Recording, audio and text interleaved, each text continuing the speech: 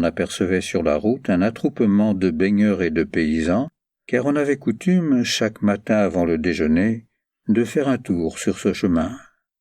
Christiane et Gontran rejoignirent le marquis, Andermatt et Paul, et ils virent bientôt, à la place où la veille encore s'élevait le morne, une tête humaine, bizarre, coiffée d'une loque de feutre gris, couverte d'une grande barbe blanche, et qui sortait de terre, une sorte de tête de décapité qu'on aurait cru pousser là comme une plante.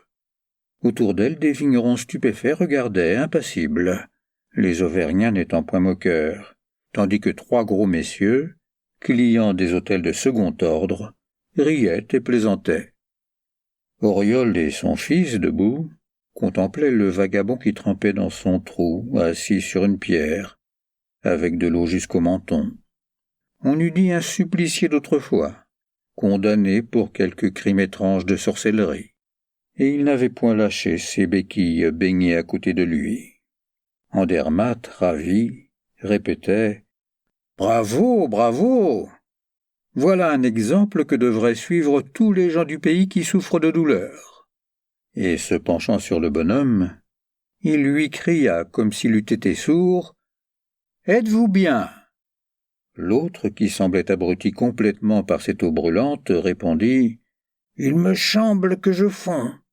Bougre, qu'elle est chaude !»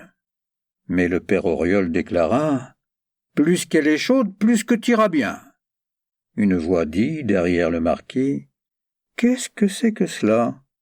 Et M. Aubry-Pasteur, soufflant toujours, s'arrêta au retour de sa promenade quotidienne. Alors Andermatt expliqua son projet de guérison. Mais le vieux répétait « Bougre, qu'elle est chaude !» Il voulait sortir, demandant de l'aide pour le tirer de là.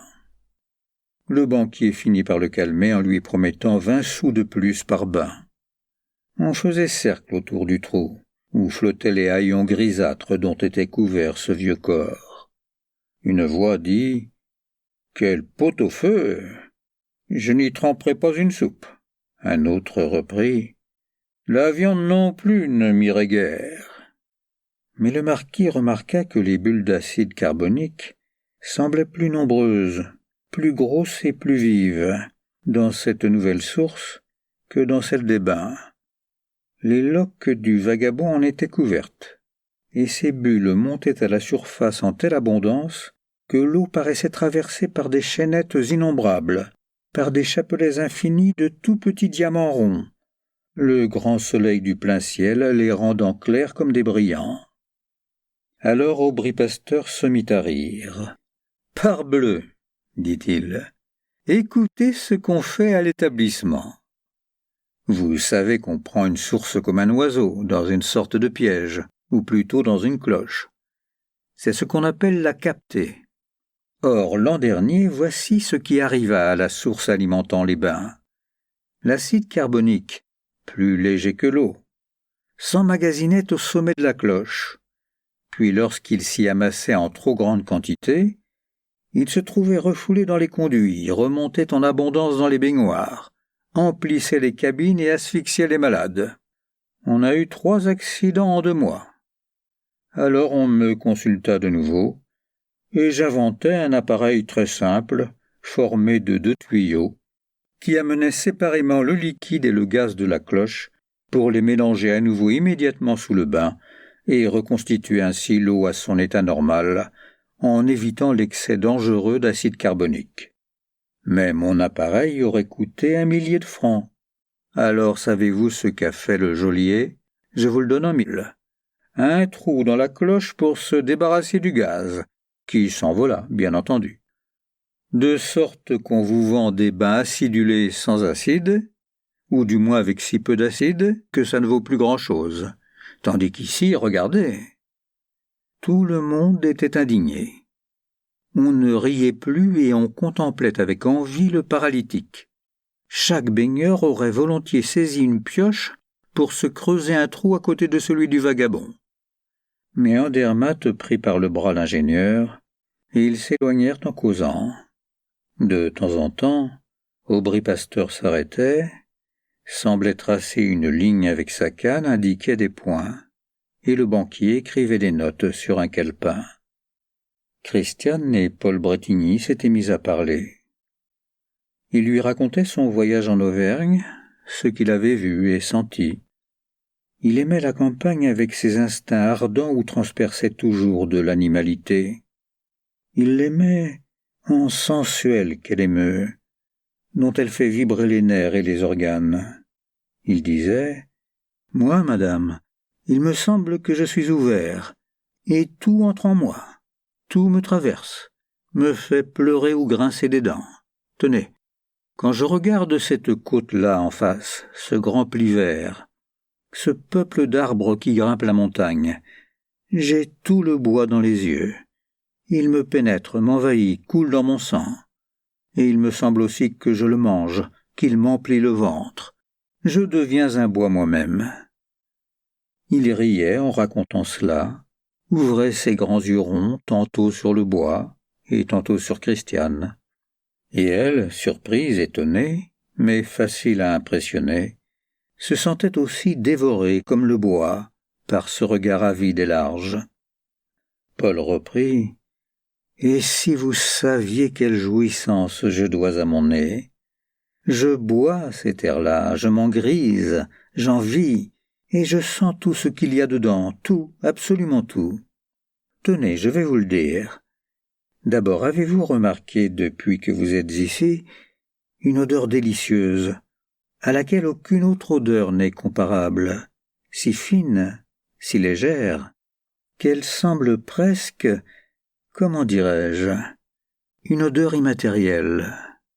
On la retrouve partout, on ne la saisit nulle part, on ne découvre pas d'où elle sort. Jamais, jamais rien de plus divin ne m'avait troublé le cœur. Eh bien, c'est l'odeur de la vigne en fleurs. Oh, j'ai été 4 jours à le découvrir. Et n'est-ce pas charmant à penser, madame, que la vigne qui nous donne le vin que peuvent seuls comprendre et savourer les esprits supérieurs, nous donne aussi le plus délicat et le plus troublant des parfums, que peuvent seuls découvrir les plus raffinés des sensuels. Et puis reconnaissez-vous aussi la senteur puissante des châtaigniers, la saveur sucrée des acacias, les aromates de la montagne, et l'herbe qui sent si bon, si bon, si bon, ce dont personne ne se doute. » Elle était stupéfaite d'écouter ces choses. Non pas qu'elles fussent surprenantes, mais elles lui paraissaient d'une nature si différente de celle entendue autour d'elle chaque jour, que sa pensée en demeurait saisie, émue, troublée. Il parlait toujours de sa voix un peu sourde, mais chaude. Et puis tenez, reconnaissez-vous aussi dans l'air sur les routes quand il fait chaud un petit goût de vanille ? Oui, n'est-ce pas ? Eh bien c'est... Mais je n'ose pas vous le dire. Il riait tout à fait maintenant. Et soudain, étendant la main devant lui, « Regardez !» Une file de voitures chargées de foin s'en venait, traînées par des vaches accouplées de par deux. Les bêtes lentes, le front bas, la tête inclinée par le joug, les cornes liées à la barre de bois, marchaient péniblement. Et on voyait, sous leur peau soulevée, remuer les os de leurs jambes. Devant chaque attelage, un homme en manches de chemise, en gilet et en chapeau noir, allait, une baguette à la main, réglant l'allure des animaux. De temps en temps il se tournait et, sans jamais frapper, touchait l'épaule ou le front d'une vache, qui clignait ses gros yeux vagues et obéissait à son geste. Christiane et Paul se rangèrent pour les laisser passer. Il lui dit « Sentez-vous » Elle s'étonna. « Quoi donc ? Ça sent l'étable ?»« Oui, ça sent l'étable. Et toutes ces vaches qui vont par les chemins, car il n'y a point de chevaux dans ce pays, sèment sur les routes cette odeur d'étable, qui, mêlée à la poussière fine, donne au vent une saveur de vanille. » Christiane, un peu dégoûtée, murmura « Oh !» Il reprit « Permettez, en ce moment j'analyse comme un pharmacien. En tout cas, nous sommes, madame, dans le pays le plus séduisant, le plus doux, le plus reposant que j'ai jamais vu. Un pays de l'âge d'or. Et la Limagne, oh, la Limagne. Mais je ne vous en parle pas. Je veux vous la montrer. Vous verrez. » Le marquis et Gontran les rejoignirent. Le marquis passa son bras sous celui de sa fille, et la faisant tourner et revenir sur ses pas pour rentrer déjeuner, il dit « Écoutez les enfants, cela vous regarde tous les trois. William, qui devient fou quand il a une idée en tête, ne rêve plus que de sa ville à bâtir, et il veut séduire la famille Auriol. Il désire donc que Christiane fasse la connaissance des petites, pour voir si elles sont possibles. Mais il ne faut pas que le père se doute de notre ruse. Alors j'ai eu une idée. C'est d'organiser une fête de charité. Toi, ma fille, tu vas aller voir le curé. Vous chercherez ensemble 2 de ses paroissiennes pour quêter avec toi. Tu comprends lesquelles tu lui feras désigner. Et il les invitera sous sa responsabilité. Quant à vous, les hommes, vous allez préparer une tombola au casino avec le secours de Pétrus Martel, de sa troupe et de son orchestre. Et si les petites Orioles sont gentilles, comme on les dit fort bien élevées dans leur couvent, Christiane fera leur conquête.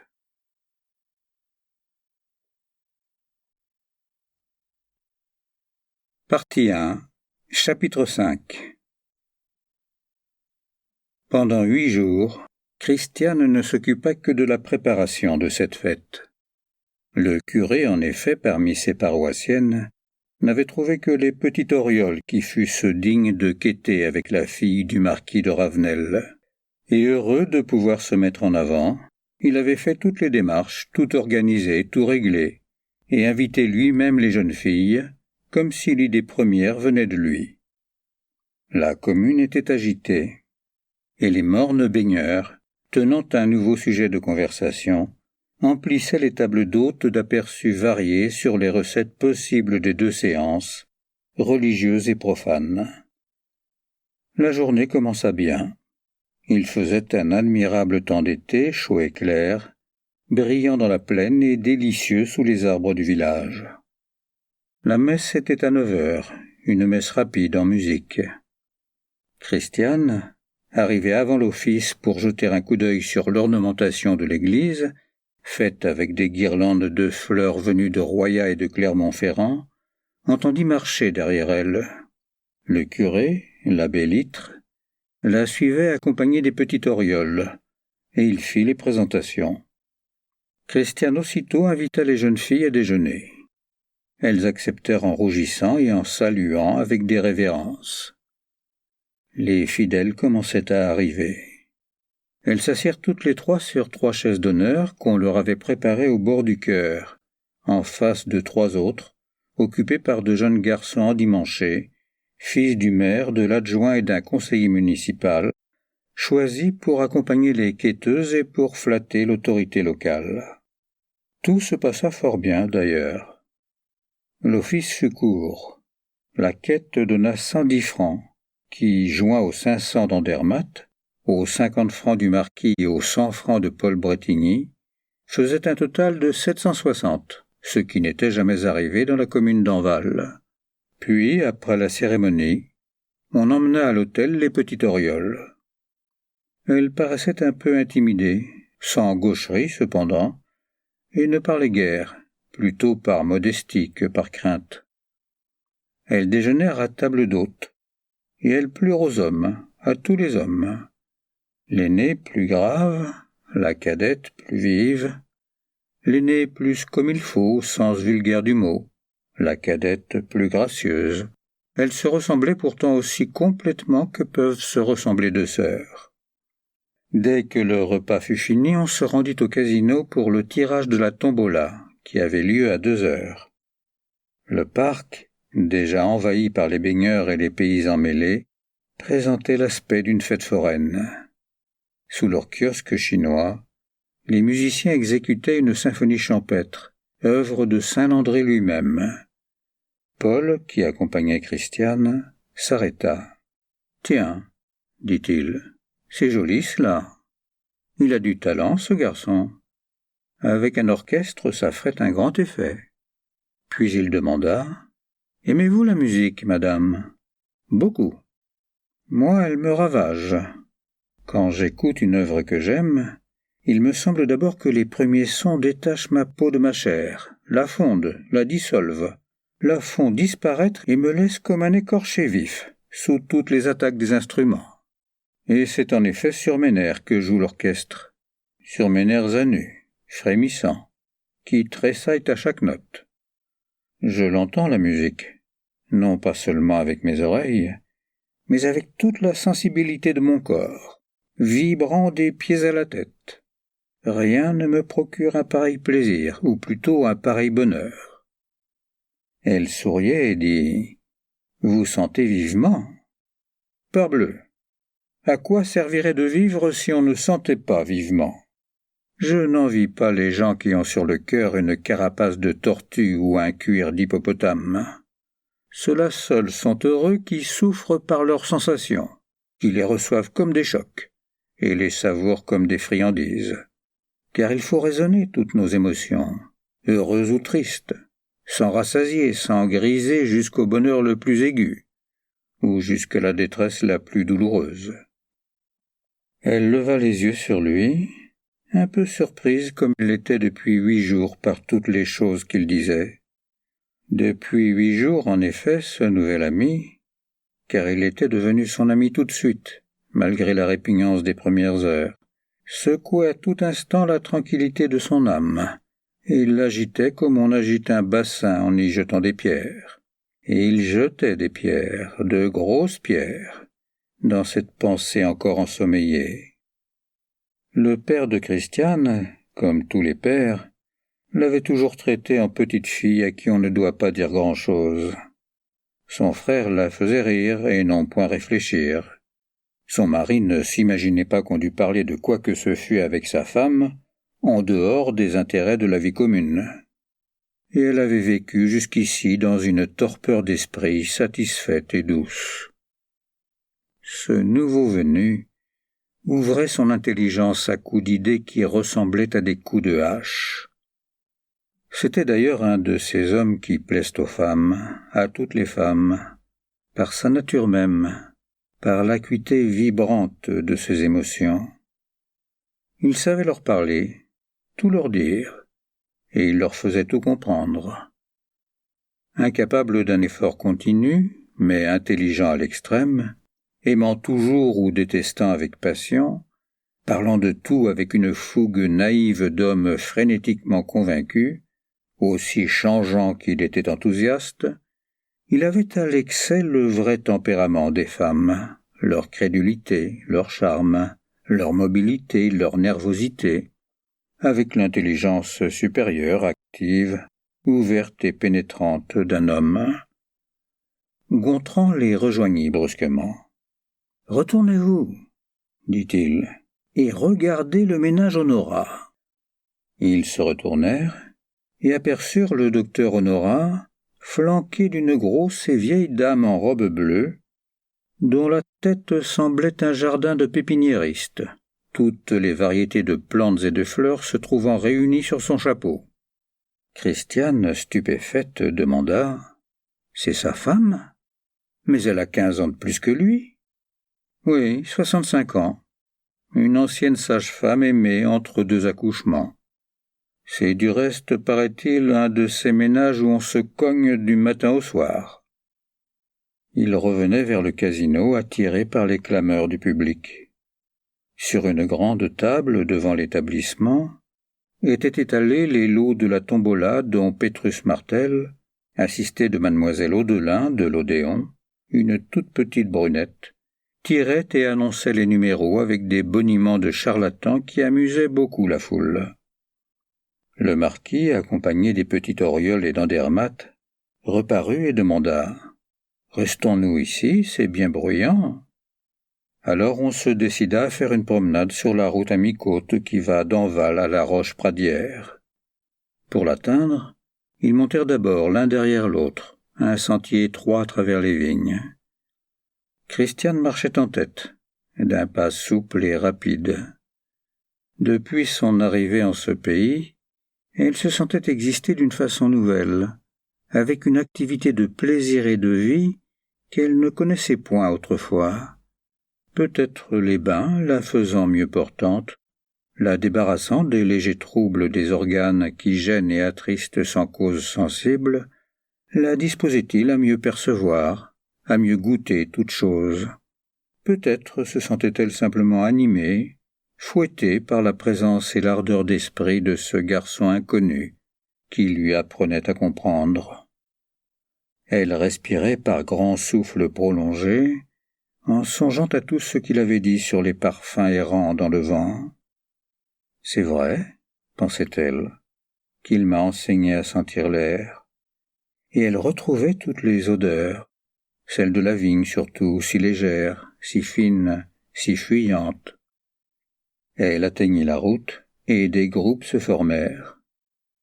Andermatt et Louise Auriol, l'aînée, partirent en avant en causant du rendement des terres en Auvergne. Elle savait, cette Auvergnate, vraie fille de son père, douée de l'instinct héréditaire, tous les détails précis et pratiques de la culture, et elle les disait de sa voix sage, d'un ton gentil, avec l'accent discret qu'on lui avait enseigné au couvent. Tout en l'écoutant, il la regardait de côté, et trouvait charmante cette fillette grave, déjà si pratiquement instruite. Il répétait parfois un peu surpris. « Comment ? La terre vaut jusqu'à 30 000 francs l'hectare dans la Limagne ? » ?»« Oui, monsieur, quand elle est plantée de beaux pommiers qui donnent des pommes de dessert. C'est notre contrée qui fournit presque tous les fruits qu'on mange à Paris. » Alors il se retourna pour considérer la Limagne avec estime, car de la route qu'il suivait, on apercevait à perte de vue la vaste plaine toujours couverte d'une petite brume de vapeur bleue. Christiane et Paul aussi s'étaient arrêtés en face de l'immense pays voilé, si doux à l'œil, qu'ils seraient demeurés indéfiniment à le contempler ainsi. La route maintenant était abritée par des noyers énormes, dont l'ombre opaque faisait passer une fraîcheur sur la peau. Elle ne montait plus, et serpentait à mi-hauteur sur le versant de la côte tapissée de vignes d'abord, puis d'herbes rases et vertes jusqu'à la crête, peu élevée en cet endroit. Paul murmura « Est-ce beau ? Dites, est-ce beau ? Et pourquoi ce paysage m'attendrit-il ? Oui, pourquoi ? Il s'en dégage un charme si profond, si large surtout, qu'il me pénètre jusqu'au cœur. Il semble, en regardant cette plaine, que la pensée ouvre les ailes, n'est-ce pas ? Et elle s'envole, elle plane, elle passe, elle s'en va là-bas, plus loin, vers tous les pays rêvés que nous ne verrons jamais. Oui, tenez, cela est admirable parce que cela ressemble à une chose rêvée bien plus qu'à une chose vue. Elle l'écoutait sans rien dire, attendant, espérant, recueillant chacune de ses paroles. Et elle se sentait émue sans trop savoir pourquoi. Elle entrevoyait en effet d'autres pays, les pays bleus, les pays roses, les pays invraisemblables et merveilleux, introuvables et toujours cherchés, qui nous font juger médiocres tous les autres. Il reprit « Oui, c'est beau, parce que c'est beau. D'autres horizons sont plus frappants et moins harmonieux. Ah, madame, la beauté harmonieuse, il n'y a que cela au monde. Rien n'existe que la beauté. Mais combien peu la comprennent. La ligne d'un corps, d'une statue ou d'une montagne, la couleur d'un tableau ou celle de cette plaine, le je ne sais quoi de la Joconde, une phrase qui vous mord jusqu'à l'âme, ce rien de plus qui fait un artiste aussi créateur que Dieu. Qui donc le distingue parmi les hommes ?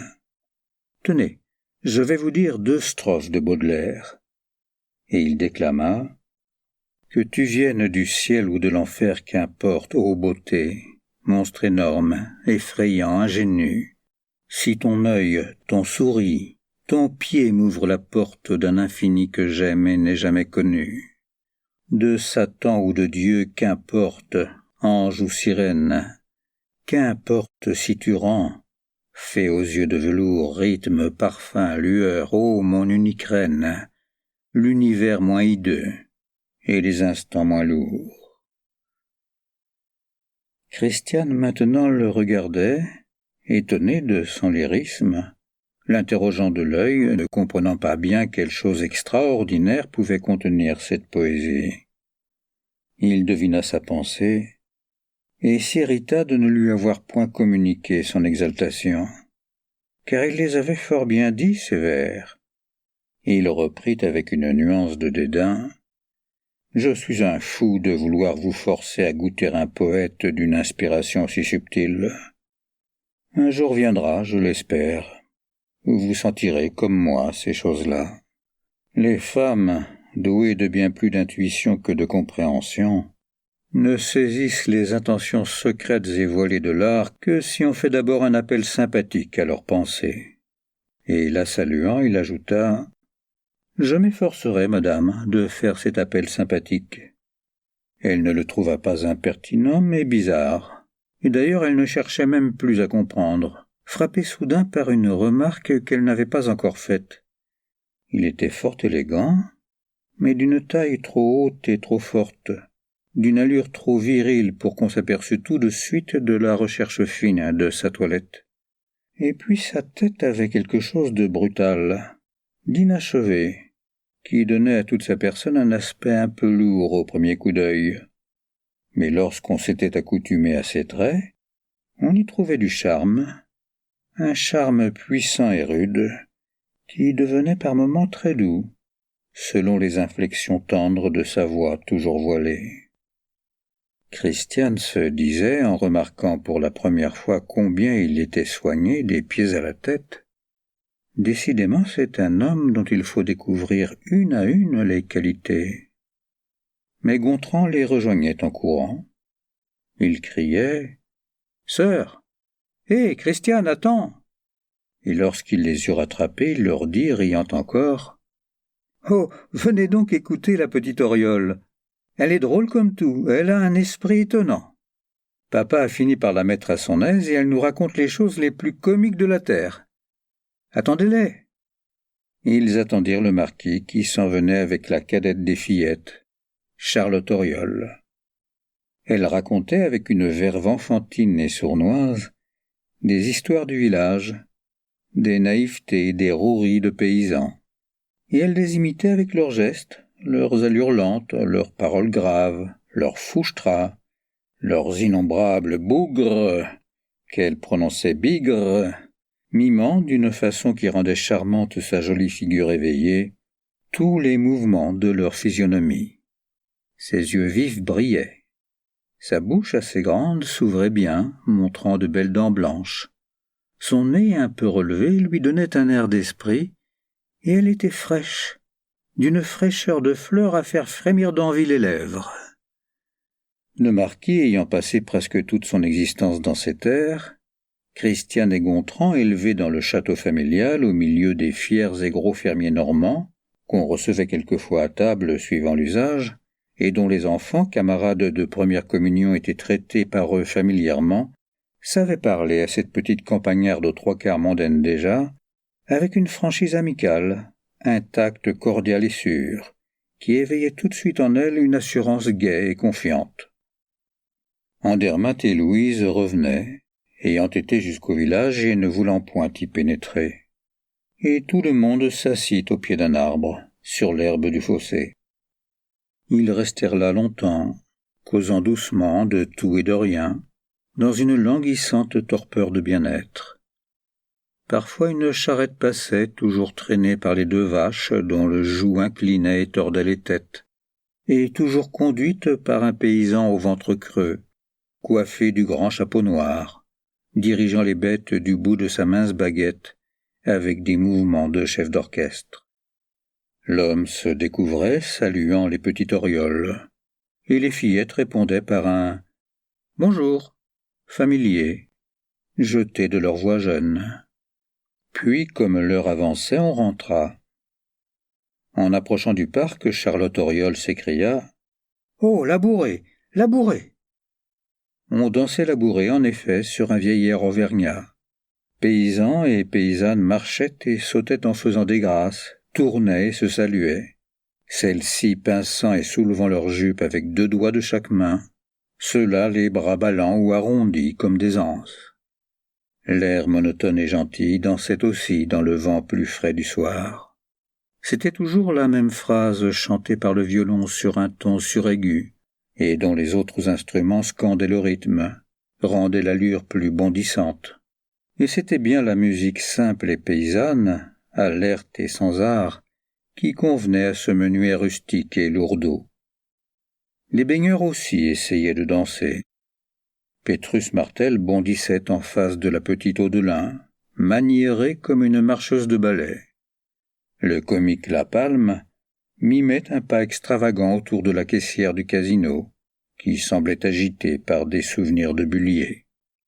Mais soudain Gontran aperçut le docteur Honorat, qui s'en donnait de tout son cœur et de toutes ses jambes, et exécutait la bourrée classique en véritable auvergnat pur sang.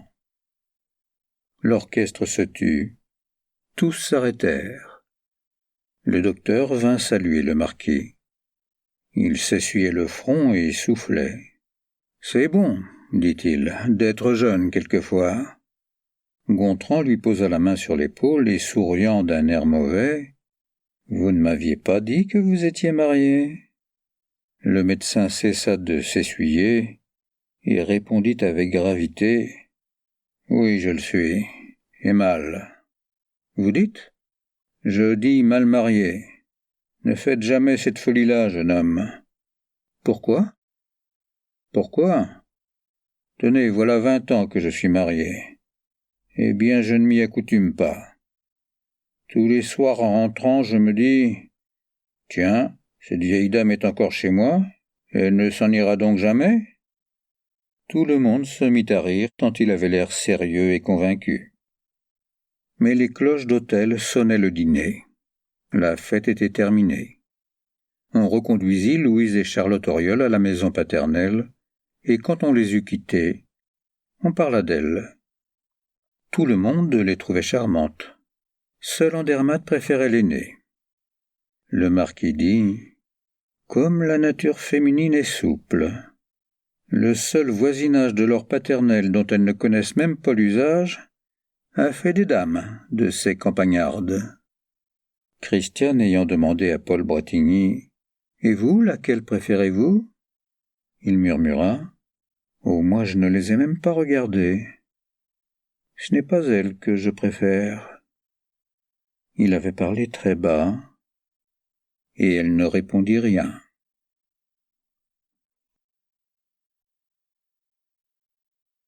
Partie 1, chapitre 6. Les jours qui suivirent furent charmants pour Christiane Andermatt. Elle vivait le cœur léger et l'âme en joie. Le bain du matin était son premier plaisir, un délicieux plaisir à fleur de peau, une demi-heure exquise dans l'eau chaude et courante qui la disposait à être heureuse jusqu'au soir. Elle était heureuse, en effet, dans toutes ses pensées et dans tous ses désirs. L'affection dont elle se sentait entourée et pénétrée, l'ivresse de la vie jeune battant dans ses veines, et puis aussi ce cadre nouveau, ce pays superbe, fait pour le rêve et pour le repos, large et parfumé, qui l'enveloppait comme une grande caresse de la nature, éveillait en elle des émotions neuves. Tout ce qui l'approchait, tout ce qui la touchait, continuait cette sensation du matin, cette sensation d'un bain tiède, d'un grand bain de bonheur où elle se plongeait corps et âme. Andermatt, qui devait passer à Enval une 15aine sur 2, était reparti pour Paris en recommandant à sa femme de bien veiller à ce que le paralytique ne cessât point son traitement. Chaque jour, donc, avant le déjeuner, Christiane, son père, son frère et Paul allaient voir ce que Gontran appelait la soupe du pauvre. D'autres baigneurs y venaient aussi, et on faisait cercle autour du trou, en causant avec le vagabond. Il ne marchait pas mieux, affirmait-il. Mais il se sentait les jambes pleines de fourmis, et il racontait comment ces fourmis allaient, venaient, montaient jusqu'aux cuisses, redescendaient jusqu'au bout des doigts. Et il les sentait même la nuit, ces bêtes chatouilleuses qui le piquaient et lui ôtaient le sommeil. Tous les étrangers et les paysans, partagés en deux camps, celui des confiants et celui des incrédules, s'intéressaient à cette cure. Après le déjeuner, Christiane allait souvent chercher les petites orioles afin de faire ensemble une promenade. C'étaient les seules femmes de la station avec qui elle put causer, avec qui elle put avoir des relations agréables, à qui elle put donner un peu de confiance amicale et demander un peu d'affection féminine. Elle avait pris goût tout de suite au bon sens sérieux et souriant de l'aînée, et plus encore à l'esprit sournois et drôle de la cadette. Et c'était moins pour complaire à son mari que pour son propre agrément qu'elle recherchait maintenant l'amitié des deux fillettes. On partait pour une excursion, tantôt en landau, dans un vieux landau de voyage à 6 places, trouvé chez un loueur de rayons, et tantôt à pied. Ils aimaient surtout un petit vallon sauvage auprès de Châtel-Guyon, conduisant à l'ermitage de Sans-Souci. Dans le chemin étroit, suivi à pas lents sous les sapins, au bord de la petite rivière, ils s'en allaient 2 par 2 et causant. À tous les passages du ruisseau que la Sente traversait sans cesse, Paul et Gontran, debout sur des pierres dans le courant, prenaient les femmes chacun par un bras et les enlevaient d'une secousse pour les déposer de l'autre côté. Et chacun de ces guets changeait l'ordre des promeneurs. Christiane allait de l'un à l'autre, mais trouvait le moyen chaque fois de rester seule quelque temps avec Paul Bretigny, soit en avant, soit en arrière. Il n'avait plus avec elle les mêmes manières que dans les premiers jours. Il était moins rieur, moins brusque, moins camarade, mais plus respectueux et plus empressé. Leur conversation cependant prenait une allure intime et les choses du cœur y tenaient une grande place. Il parlait de sentiments et d'amour en homme qui connaît ces sujets, qui a sondé la tendresse des femmes et qui leur doit autant de bonheur que de souffrance. Elle, ravie, un peu émue, le poussait aux confidences, avec une curiosité ardente et rusée. Tout ce qu'elle savait de lui éveillait en elle un désir aigu d'en connaître davantage, de pénétrer par la pensée dans une de ces existences d'hommes entrevues par les livres, dans une de ces existences pleines d'orage et de mystères d'amour. Poussé par elle, il lui disait chaque jour un peu plus de sa vie, de ses aventures et de ses chagrins, avec une chaleur de parole que les brûlures de son souvenir rendaient parfois passionnée, et que le désir de plaire faisait astucieuse aussi. Il ouvrait devant ses yeux un monde inconnu, et trouvait des mots éloquents pour exprimer les subtilités du désir et de l'attente, le ravage des espérances grandissantes, la religion des fleurs et des bouts de ruban, de tous les petits objets gardés, l'énervement des doutes subis, l'angoisse des suppositions alarmantes, les tortures de la jalousie, et l'inexprimable folie du premier baiser. Il savait conter tout cela d'une façon très convenable, voilée, poétique et entraînante. Comme tous les hommes hantés sans cesse par le désir et la pensée de la femme, il parlait discrètement de celle qu'il avait aimée, avec une fièvre encore palpitante. Il se rappelait 1000 détails gentils, faits pour émouvoir le cœur, 1000 circonstances délicates faites pour mouiller le coin des yeux, et toutes ces mignonnes futilités de la galanterie qui rendent les rapports d'amour entre gens d'âme fine et d'esprit cultivé ce qu'il y a de plus élégant et de plus joli par le monde. Toutes ces causeries troublantes et familières, renouvelées chaque jour plus prolongées, tombaient sur le cœur de Christiane ainsi que des graines qu'on jette en terre. Et le charme du grand pays, l'air savoureux, cette Limagne bleue, et si vaste qu'elle semblait agrandir l'âme, ces cratères éteints sur la montagne, vieille cheminée du monde qui ne servait plus qu'à chauffer des eaux pour les malades, la fraîcheur des ombrages, le bruit léger des ruisseaux dans les pierres, Tout cela aussi pénétrait le cœur et la chair de la jeune femme, les pénétrait et les amollissait comme une pluie douce et chaude sur un sol encore vierge, une pluie qui fera germer les fleurs dont il a reçu la semence. Elle sentait bien que ce garçon lui faisait un peu la cour, qu'il la trouvait jolie, plus que jolie même, et le désir de lui plaire lui donnait, à elle, mille inventions rusées et simples en même temps, pour le séduire et le conquérir.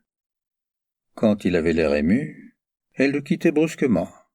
Quand elle pressentait dans sa bouche une allusion attendrie, elle lui jetait, avant que la phrase fût terminée, un de ces regards courts et profonds qui entrent comme du feu au cœur des hommes.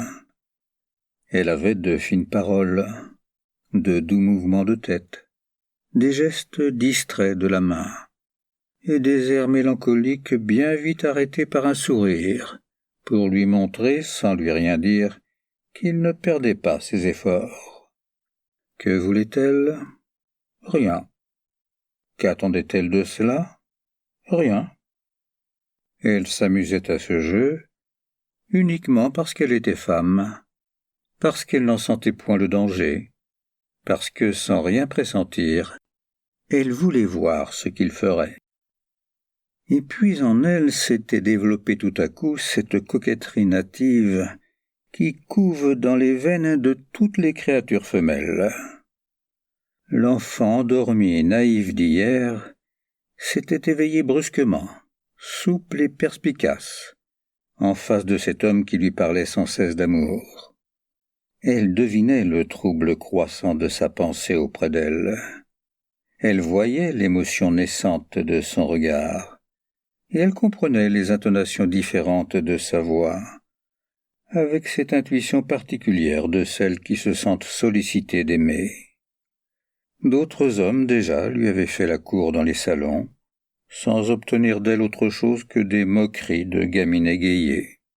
La banalité de leurs compliments l'amusait, leur mine de soupirants tristes l'emplissait de joie, et elle répondait par des niches à toutes les manifestations de leur émotion.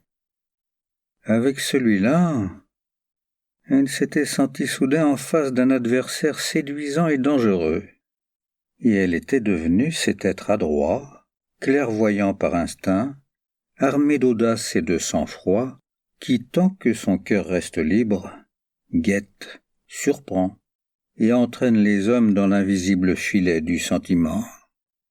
Lui, dans les premiers temps, l'avait trouvée niaise. Accoutumé aux femmes aventureuses, exercée à l'amour comme un vieux troupier l'est à la manœuvre, experte à toutes les ruses de la galanterie et de la tendresse, il jugeait banal ce cœur simple, et le traitait avec un léger dédain. Mais peu à peu, cette candeur même l'avait amusé, et puis séduit. Et cédant à sa nature entraînable, il avait commencé à entourer de soins attendris la jeune femme. Il savait bien que le meilleur moyen de troubler une âme pure était de lui parler sans cesse d'amour, en ayant l'air de songer aux autres. Et se prêtant alors avec astuce à la curiosité friande qu'il avait éveillée en elle, il s'était mis, sous prétexte de confidence, à lui faire sous l'ombre des bois un véritable cours de passion.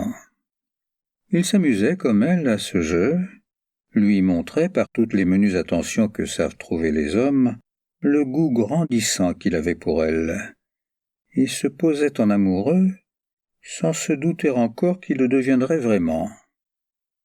Ils faisaient cela l'un et l'autre tout le long des lentes promenades, aussi naturellement qu'il est naturel de prendre un bain quand on se trouve par un jour chaud au bord d'une rivière.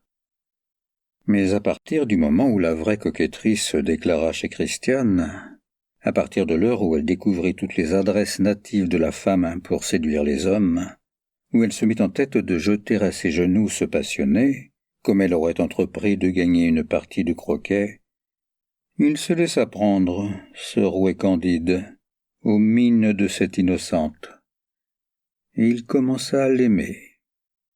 Alors il devint gauche, inquiet, nerveux, et elle le traita comme un chat fait d'une souris. Avec une autre, il n'eût point été gêné. Il eût parlé. Il l'eût conquise par sa fougue entraînante. Avec elle, il n'osait pas, tant elle lui semblait différente de toutes celles qu'il avait connues. Les autres, en somme, étaient des femmes déjà brûlées par la vie, à qui on pouvait tout dire, avec qui on pouvait oser les appels les plus hardis, en leur murmurant près des lèvres les paroles frémissantes qui enflamment le sang. Il se savait, il se sentait irrésistible quand il pouvait communiquer librement à l'âme, au cœur, au sens de celle qu'il aimait, le désir impétueux dont il était ravagé. Auprès de Christiane, il se croyait auprès d'une jeune fille, tant il la devinait novice, et tous ses moyens restaient paralysés. Et puis il la chérissait d'une façon nouvelle, comme une enfant, et comme une fiancée. Il la désirait, et il avait peur d'y toucher, de la salir, de la faner. Il n'avait pas envie de l'étreindre à la broyer dans ses bras comme les autres, mais de se mettre à genoux pour baiser sa robe, et d'embrasser doucement, avec une lenteur infiniment chaste et tendre, les petits cheveux de ses tempes, les coins de sa bouche, et ses yeux fermés dont il sentirait le regard bleu, le regard charmant éveillé sous la paupière baissée. Il aurait voulu la protéger contre tout le monde et contre tout, ne pas la laisser coudoyer des gens communs, regarder des gens laids, passer à côté de gens malpropres. Il aurait voulu enlever la boue des rues qu'elle traversait, les cailloux des chemins, les ronces et les branches des bois, faire tout facile et délicieux autour d'elle, et la porter toujours pour qu'elle ne marchât jamais. Et il s'irritait qu'elle dût causer avec ses voisins d'hôtel, manger les médiocres nourritures de la table d'hôte, subir toutes les petites choses désagréables et inévitables de l'existence. Il ne savait que lui dire, tant il avait de pensées pour elle, et son impuissance à exprimer l'état de son cœur, à rien accomplir de ce qu'il aurait voulu faire, à lui témoigner l'impérieux besoin de se dévouer qui lui brûlait les veines, lui donnait des aspects de bête féroce enchaînée, et en même temps d'étranges envies de sangloter. Elle voyait tout cela sans le comprendre complètement, et s'en amusait avec la joie maligne des coquettes. Lorsqu'ils étaient restés derrière les autres, et qu'elle sentait à son allure qu'il allait enfin dire quelque chose d'inquiétant, elle se mettait brusquement à courir pour rattraper son père. Et l'ayant rejoint, elle criait « Si nous faisions nos parties de 4 coins ?» Les parties de 4 coins servaient en général de terme aux excursions. On cherchait une clairière, un bout de route plus large, et on jouait comme des gamins en promenade. Les petits Oriol et Gontran lui-même prenaient un grand plaisir à cet amusement, qui satisfaisait l'incessante envie de courir que portent en eux tous les êtres jeunes. Seul Paul Bretigny grognait, obsédé par d'autres idées. Puis s'animant peu à peu, il se mettait à la partie avec plus de fureur que les autres, afin de prendre Christiane, de la toucher, de poser la main brusquement sur son épaule ou sur son corsage. Le marquis, dont la nature indifférente et nonchalante se prêtait à tout pourvu qu'on ne troublât point sa quiétude, s'asseyait au pied d'un arbre et regardait s'ébattre son pensionnat, comme il disait. Il trouvait fort bonne cette vie paisible, et le monde entier parfait. Cependant les allures de Paul effrayèrent bientôt Christiane. Un jour même elle eut peur de lui. Ils étaient allés un matin avec Gontran au fond de la bizarre crevasse, d'où coule le ruisseau d'Enval, ce qu'on appelle la fin du monde. La gorge, de plus en plus resserrée et tortueuse, s'enfonce dans la montagne. On franchit des pierres énormes, on passe sur de gros cailloux la petite rivière, et après avoir contourné un roc haut de plus de 50 mètres qui barre toute l'entaille du ravin, on se trouve enfermé dans une sorte de fosse étroite, entre 2 murailles géantes, nues jusqu'au sommet couverts d'arbres et de verdure. Le ruisseau forme un lac grand comme une cuvette, et c'est vraiment là un trou sauvage, étrange, inattendu, comme on en rencontre plus souvent dans les récits que dans la nature. Or, ce jour-là, Paul, regardant la haute marche de rochers qui leur barrait le chemin à l'endroit où s'arrêtent tous les promeneurs, remarqua qu'elle portait des traces d'escalade. Il dit « Mais on peut aller plus loin ?» Ayant donc gravi, non sans peine, cette muraille droite, il cria « Oh, c'est charmant! Un petit bosquet dans l'eau, venez donc !» Et se couchant, il prit les mains de Christiane qui l'enleva, pendant que Gontran dirigeait et posait ses pieds sur toutes les faibles saillies de la roche. La terre tombée du sommet avait formé sur ce gradin un jardinet sauvage et touffu, où le ruisseau courait à travers les racines. Une autre marche un peu plus loin barrait de nouveau ce couloir de granit. Ils la gravirent encore, puis une troisième, et ils se trouvèrent au pied d'un mur infranchissable d'où tombait, droit et clair, une cascade de 20 mètres, dans un bassin profond creusé par elle et enfoui sous des lianes et des branches. L'entaille de la montagne était devenue si étroite que les deux hommes, se tenant par la main, en pouvaient toucher les côtés. On ne voyait plus qu'une ligne de ciel. On n'entendait que le bruit de l'eau. On eût dit une de ces introuvables retraites où les poètes latins cachaient les nymphes antiques. Il semblait à Christiane qu'elle venait de violer la chambre d'une fée. Paul Bretigny ne disait rien. Gontran s'écria « Oh, comme ce serait joli, une femme blonde et rose baignée dans cette eau !» Ils revinrent. Les 2 premiers gradins furent assez faciles à descendre, mais le troisième effraya Christiane, tant il était haut et droit, sans marche visible. Bretigny se laissa glisser sur le roc, puis tendant les 2 bras vers elle. « Sautez !» dit-il. Elle n'osa pas. Non qu'elle eût peur de tomber, mais elle avait peur de lui. Peur de ses yeux, surtout. Il la regardait avec une avidité de bête affamée, avec une passion devenue féroce, et ses 2 mains ouvertes vers elle l'attiraient si impérieusement qu'elle fut soudain épouvantée et saisie d'une envie folle de hurler, de se sauver, de grimper la montagne à pic, pour échapper à cet irrésistible appel. Son frère, debout derrière elle, cria « Va donc !» et il la poussa. Se sentant tomber, elle ferma les yeux, et saisie par une étreinte douce et forte, elle frôla sans le voir tout le grand corps du jeune homme, dont l'haleine haletante et chaude lui passa sur le visage. Puis elle se retrouva sur ses pieds, souriante, à présent que sa terreur était finie, pendant que Gontran descendait à son tour.